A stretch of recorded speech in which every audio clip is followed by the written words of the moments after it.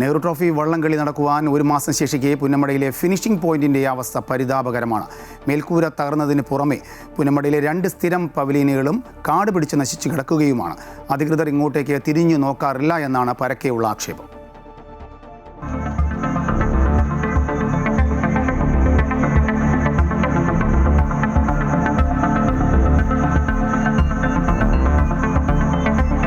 Nehru trophy ജലമേള നടക്കുന്ന പുന്നമടയിലെ 2 സ്ഥിര പവലിയനുകളുടെ അവസ്ഥയാണിത്.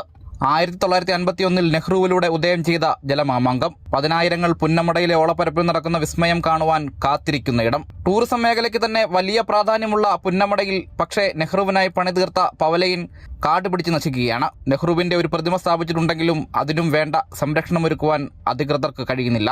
കായലിന് നടുവിലായതിനാൽ തന്നെ മദ്യപാനികളുടെയും സാമൂഹ്യ വിരുദ്ധരുടെയും കേന്ദ്രമായി ഇവിടം മാറി. പുന്നമട ഫിനിഷിംഗ് പോയിന്റിലെ മറ്റൊരു സ്ഥിരം പവലിയന്റെ അവസ്ഥയും വ്യത്യസ്തമല്ല. കാണികൾക്കിരിക്കാനായി നിർമ്മിച്ച ഈ പവലിയന്റെ മേൽക്കൂര തകർന്ന നിലയിലാണ്. വിനോദസഞ്ചാരികളെ കയറ്റുവാൻ ഹൗസ് ബോട്ടുകൾ എത്തുന്ന ഇവിടെ കൽക്കെട്ടുകളെല്ലാം തകർന്നു കിടക്കുകയാണ്. വിനോദസഞ്ചാരികളും ഭീതിയോടെയാണ് ഇതുവഴി കടന്നു പോകുന്നത്. ഹൗസ് ബോട്ടുകൾ കെട്ടുന്നതിന് നിശ്ചിതമായ വാടക ജില്ലാ ടൂറിസം പ്രൊമോഷൻ കൗൺസിലിന് ബോട്ടുടമകൾ നൽകുന്നുണ്ട്.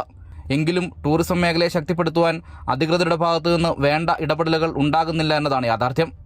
നെഹ്റു ട്രോഫി വള്ളംകളി കഴിയുന്നതോടെ ആരും ഇങ്ങോട്ട് തിരിഞ്ഞു നോക്കാറില്ല എന്നാണ് പൊതുവെയുള്ള ആക്ഷേപം. ജലമേള നടക്കുമ്പോൾ ആളും ആരവവും അർത്ഥവും എല്ലാം ഉണ്ട്. പക്ഷേ ജലമേള കഴിഞ്ഞാലോ ആരും തന്നെ ഇങ്ങോട്ട് തിരിഞ്ഞു നോക്കാറില്ല.